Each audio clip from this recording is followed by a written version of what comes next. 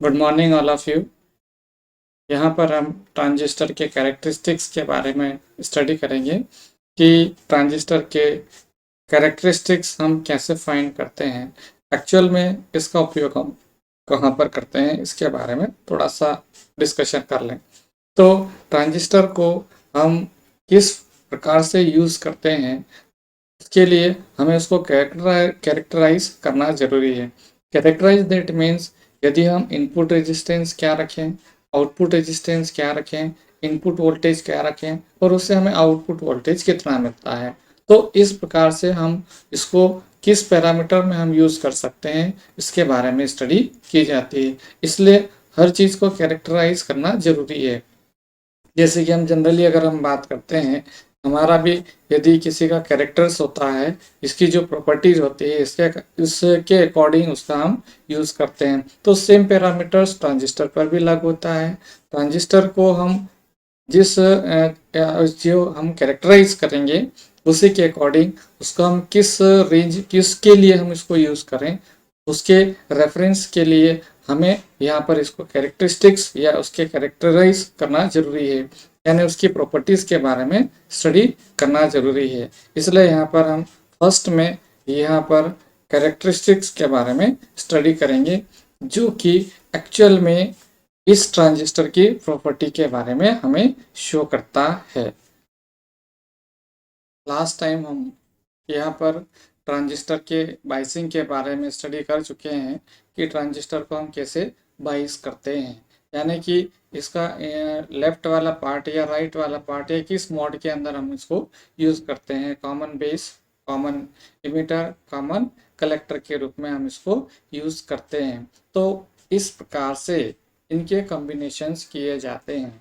अब सेम यही कॉम्बिनेशंस हम वापस यूज़ करेंगे, और यदि आपने इनको नहीं समझा है तो डिस्क्रिप्शन बॉक्स में मैंने या आई बॉक्स के अंदर लिंक दे रखी है, वहाँ से आप स्टडी कर सकते हैं।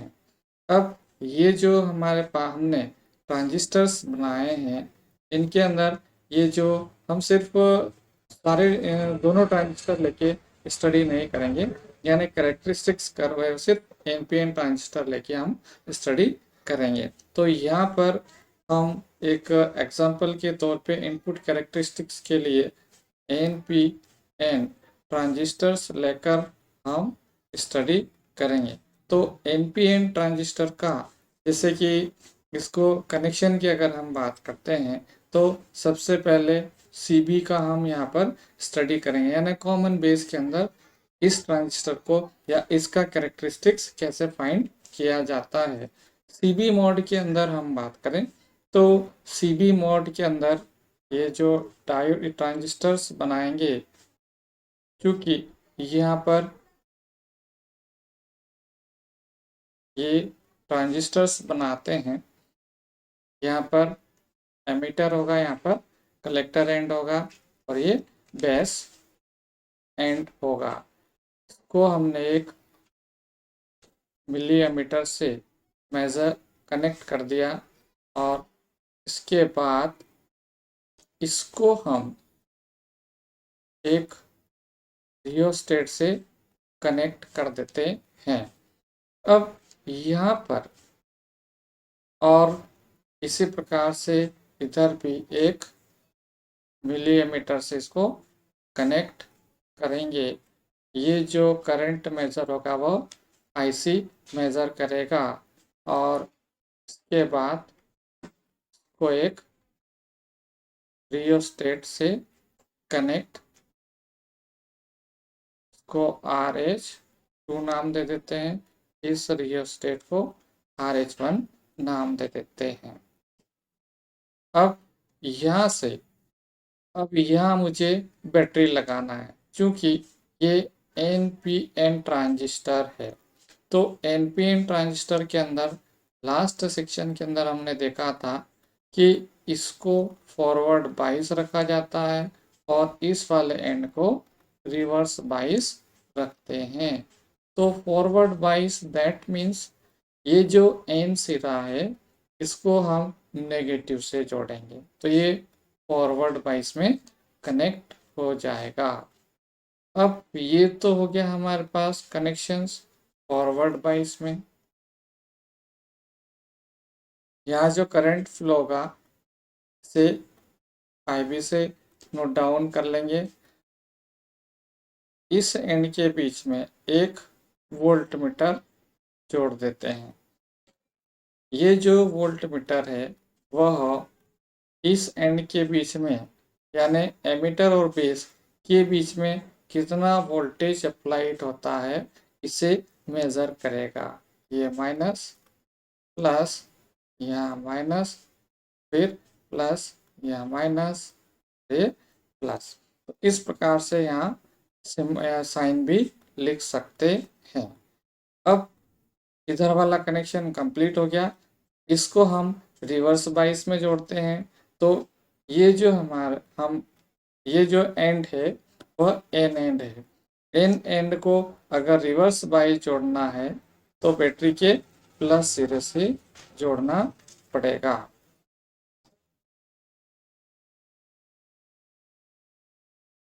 इस बैटरी को B2 कह देते हैं, इस बैटरी को B1 नाम दे देते हैं। यहाँ से इसके बीच में एक वोल्ट मीटर B जोड़ देते हैं।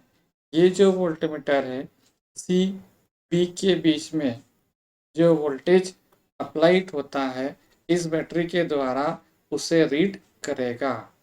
इस प्रकार से ये वाला सर्किट है NPN ट्रांजिस्टर के लिए कंप्लीट होता है। क्योंकि हमें यहाँ पर इस ट्रांजिस्टर के कैरेक्टरिस्टिक्स के बारे में स्टडी करना है। तो कैरेक्टरिस्टिक्स के अंदर बहुत ही शॉर्टकट में हमें यहाँ कुछ चीज़ें हैं वह याद रखनी पड़ेगी। अब यहाँ पर ये जो कैरेक्टरिस्टिक्स है वह हम निकालते हैं इनपुट और आउटपुट। एक तो इनपुट कैरेक्टरिस्टिक्स होता है और एक आउटपुट कैरेक्टरिस्टिक्स होता है, और एक और यहाँ पर ट्रांसफर या ट्रांजिशन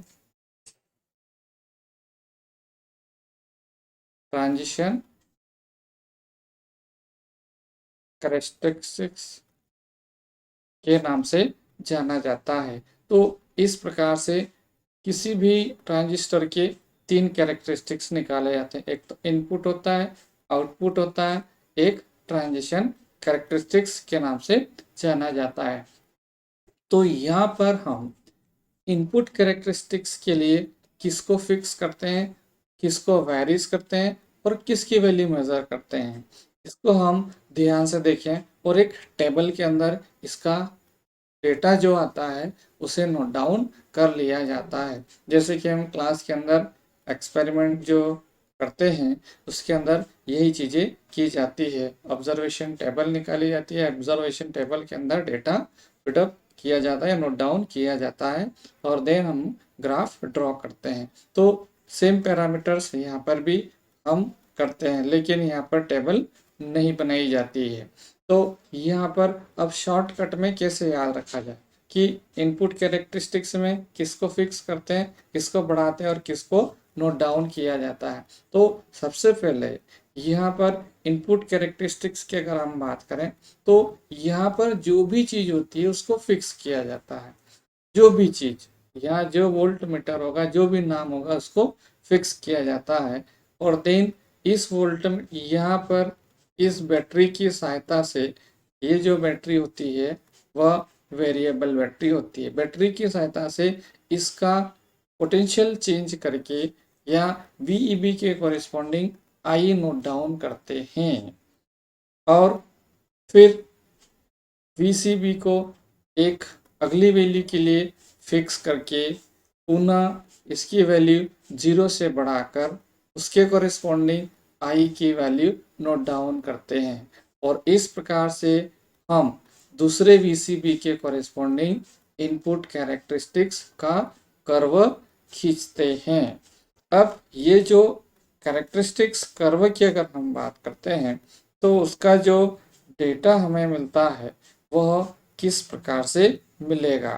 तो यहाँ पर सबसे पहले VCB की वैल्यू 0 के बराबर रखते हैं। VCB की वैल्यू अगर हम 0 रखें और इनपुट अगर कैरेक्टरिस्टिक्स अगर हम फाइंड करें तो यह इसका जो कैरेक्टरिस्टिक्स मिलेगा वह यहाँ पर हम चूंकि IE और VE बी के बीच में ग्राफ ड्रॉ करेंगे तो VEB को हम इस एक्सिस पे ले लें और इस एक्सिस पे IE नोट डाउन कर लेते हैं। यहाँ जो वैल्यूज है वह अलग अलग हो सकती है। 10 यहाँ पर वैल्यूज मिली एम्पियर में, 10, 20, 30, 40, इसी प्रकार से यहाँ पर इसकी वैल्यूज हम 0.1, 0.2, 0.3, 0.4 और 0.5 के कॉरेस्पॉन्डिंग ले लेते हैं। इनपुट अगर कैरेक्टरिस्टिक्स अगर फाइंड करते हैं तो इसको फिक्स रखकर इसकी वैल्यू बढ़ाते हैं इसकी सहायता से और इसको फाइंड किया जाता है। तो दैट मीन्स यहाँ पर ये जो ग्राफ अगर ड्रॉ करते हैं तो इसका जो ग्राफ मिलेगा इस टाइप से मुझे मिलेगा। इसका जो ग्राफ होगा वह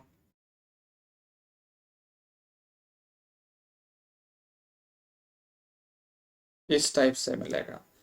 इसी प्रकार से ये जो ग्राफ आया है VCB की वैल्यू 0 वोल्ट पर आया। अब दूसरा जो ग्राफ होगा यानी कि VCB की वैल्यू अभी 0 वोल्ट रखी मैंने, अब VCB की वैल्यू में 2 वोल्ट रख देता हूँ। 2 वोल्ट अगर फिक्स कर दिया और VEB का मान बढ़ाते चले और I का मान नोट डाउन करें तो ये जो ग्राफ होगा वह इस टाइप से मिलेगा मुझे। ये जो ग्राफ आया है वह VCB की वैल्यू 2 वोल्ट रखने पर आती है। इसी प्रकार से हम VCB का मान 4 वोल्ट रखते हैं।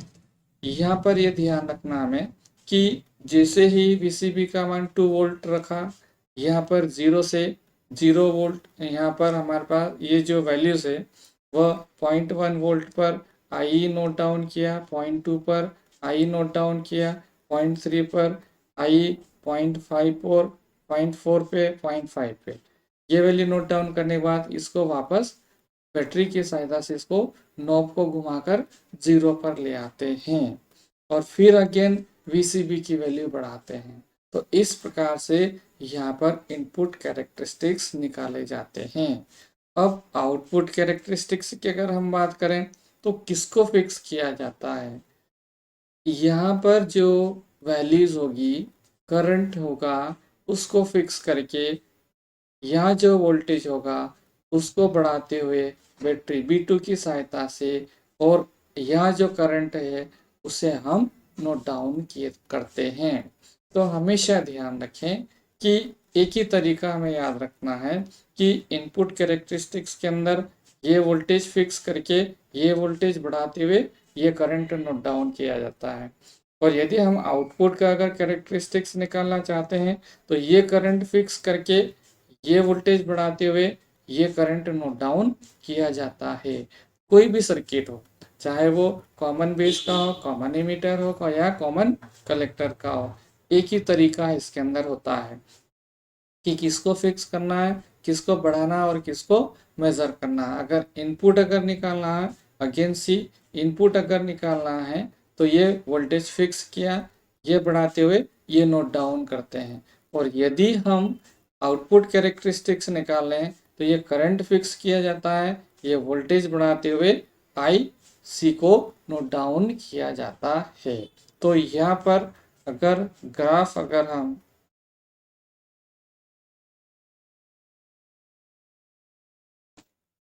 ड्रॉ करते हैं तो ये जो आउटपुट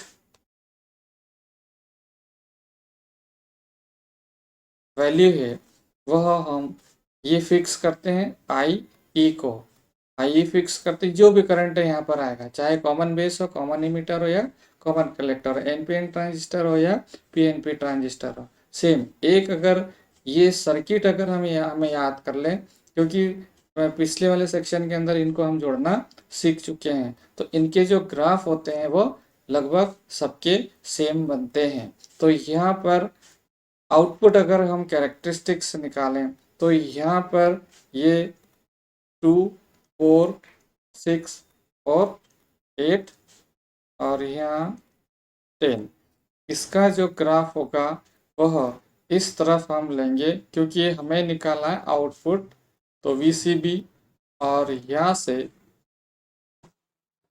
IC का मान नोट डाउन करेंगे, ये मिली एम्पियर में आएगा। इसकी वैल्यू 10, 20, 30, 40 एंड सो ऑन आएगा। यहाँ पर अगर हम ये जो वोल्टेज है VCB का मान यदि 1 वोल्टेज के लगभग अगर रखते हैं तो इसका जो ग्राफ आता है वह एक स्ट्रेट लाइन आएगी। यहाँ पर एक स्ट्रेट लाइन आती है, यानी इसके बराबर हमारे पास यदि इसकी वैल्यू लगभग इतना रखते हैं तो इसमें कोई वेरिएशन यानी एक स्ट्रेट लाइन के रूप में करंट हमें प्राप्त होता है। अब यहाँ पर हम यदि आउटपुट कैरेक्टरिस्टिक्स निकालना चाहते हैं तो आई की वैल्यू सबसे पहले 0 रख देते हैं। 0 रखने पर यदि हम डेटा फाइंड करें तो इसका जो मान आएगा वह इस प्रकार से आएगा। यहाँ पर हम आई इक्वल टू 0 रख रहे हैं। इसी प्रकार से आई 0 रखा, VCB का मान बढ़ाते हुए IC को नोट डाउन किया तो ग्राफ ऐसा प्राप्त हुआ। इसी प्रकार से पुनः आई ई का मान 0 से बढ़ाकर 5 मिली एम्पियर कर देंगे। 5 मिली एम्पियर करने के बाद इसका मान पुनः 0 से बढ़ाते हुए 0 पे, 1 पे, 2 पे, 3 पे, 4 पे, 5 पे, 6, 7, 8 या फिर 2 पे, 4 पे, 6 से 8 पे और 10 पर इसकी IC का मान कितना मिलता है यह नोट डाउन करेंगे। तो यहाँ पर ग्राफ जो मिलेगा वह यहाँ से चलेगा और यहाँ पर ये वैल्यू इस प्रकार से मुझे मिलेगी। ये जो मान आया है I equal to 5 milli ampere पर आएगा। इसी प्रकार से यदि हम I का मान 10 अगर कर देते हैं तो इसका जो ग्राफ आएगा वह इस टाइप से आएगा। I equal to 10 milli ampere पे। उसी प्रकार से अगेन अगर इसकी वैल्यू हम बढ़ा दें, आई ई का मान 15 मिली एम्पियर कर दें तो इस प्रकार से ये ग्राफ प्राप्त होते हैं। इसके अंदर इस ग्राफ के अंदर इस रीजन को कट ऑफ रीजन बोलते हैं, कट ऑफ रीजन कहते हैं। और ये जो रीजन हमारे पास आता है इसको बोलते हैं एक्टिव रीजन। और एक और हमें यहाँ पर ये रीजन मिलता है, इसको या इस रीजन को सैचुरेशन रीजन के नाम से जाना जाता है, यानी ये वाला जो रीजन है वह सैचुरेशन रीजन कहलाता है। ये वाला रीजन सैचुरेशन रीजन और ये वाला जो रीजन होगा वह एक्टिव रीजन कहलाता है। और ये जो रीजन है वह कट ऑफ रीजन के नाम से जाना जाता है। तो इस प्रकार से आउटपुट के अंदर 3 रीजन मिलते हैं मुझे, एक्टिव रीजन मिलते हैं, सैचुरेशन रीजन मिलेगा और कट ऑफ रीजन मिलता है। अब यहाँ पर एक और ट्रांसफर कैरेक्टरिस्टिक्स भी हम फाइंड करते हैं, यानी स्थानांतरीय भी बोलते हैं इसको और स्थानांतरण अभिलाक्षणिक वक्र के नाम से जानते हैं। तो ट्रांसफर कैरेक्टरिस्टिक्स कैसे निकाला जाता है, उसके लिए यहाँ पर जो भी वैल्यू होती है, यहाँ पर ध्यान से देखिए आप, यहाँ पर जो वोल्टेज होता है उसको एक फिक्स वैल्यू दी जाती है, यानी कि पीसीबी का मान, या अगर हम 5 वोल्ट कर देते हैं, यहाँ पर जो वैल्यू दे रखी है उसमें से कोई सी भी वैल्यू हम ले सकते हैं। तो यहाँ से इसमें से कोई सी एक वैल्यू ले ली हमने। तो यहाँ पर VCB का मान फिक्स करते हुए, VCB का मान फिक्स किया मैंने, याद रखिए यहाँ पर VCB को फिक्स किया किस वोल्ट पे, 5 वोल्ट पे। उस कंडीशन में यहाँ के करंट को बढ़ाते हुए यहाँ के करंट को नोट डाउन करेंगे, यहाँ के करंट को बढ़ाते हुए यहाँ के करंट को, यानी कि IE बढ़ाते हुए IC को नोट डाउन करेंगे। जो भी करंट होगा, यहाँ पर जो भी करंट होगा उसको बढ़ाएंगे और उसके कॉरेस्पॉन्डिंग यहाँ जो करंट होगा उसे नोट डाउन करेंगे। तो एक स्ट्रेट लाइन आएगी, ये जो ग्राफ होगा वो आपका एक स्ट्रेट लाइन के बराबर आता है। तो VCB की वैल्यू यहाँ पर कांस्टेंट रखी हुई है। तो VCB का मान हम कांस्टेंट रखते हुए यहाँ जो कैरेक्टरिस्टिक्स निकाले जाते हैं उसको हम ट्रांजिशन कैरेक्टरिस्टिक्स के नाम से जानते हैं। अब यहाँ पर ये जो रीजन मुझे मिला है, इसके अंदर यहाँ से हम करंट गेन निकाल लेते हैं इसके स्लोप से करंट गेन अल्फा को फाइंड किया जाता है। तो alpha equals to del I C by del I E, और यहाँ जो कांस्टेंट होगा वह VCB होगा। तो यहाँ ये जो वैल्यू, यहाँ जो भी वैल्यू आती है उसे आप फिक्स कर दीजिए और क्या करें, आप IE को बढ़ाएं और IC को नोट डाउन करिए। तो यहाँ से जो करंट गेन होगा वह अल्फा होगा और इसका मान या इसकी जो वैल्यू होती है 1 to 0.9 के लगभग इसका मान, या तो इसकी जो वैल्यू होगी वह 1 से छोटी होगी या फिर 0.9 से ग्रेटर होगी। ये जो मान आएंगे वह 1 से छोटा आएगा या फिर 0.9 से अधिक होता है। तो इस प्रकार से यहाँ पर हम अल्फा को मेजर कर लेते हैं, अल्फा की वैल्यू निकाल लेते हैं। अब यहाँ से इस ग्राफ से हम निकालेंगे R इनपुट रेजिस्टेंस और आउटपुट रेजिस्टेंस, R आउटपुट। और अब R इनपुट यानी कि इसके लिए, इस ट्रांजिस्टर के लिए इस पर इनपुट रेजिस्टेंस कितना होगा, क्योंकि R बराबर V/I से हम इसको डिफाइन करते हैं। तो यहाँ पर R इनपुट का मान VEB या डेल VEB और बाय डेल IE और कांस्टेंट VCB हम डिटरमाइन करते हैं। तो इस प्रकार से R इनपुट और इसकी जो वैल्यूज होगी वह R इनपुट हम फाइंड कर सकते हैं। अब R इनपुट की अगर हम बात करें तो इसकी जो वैल्यूज वेरी होती है वह 20 से 50 ओम, इसकी जो मान आते हैं वो कितने होंगे, 20 से 50 ओम के लगभग आता है।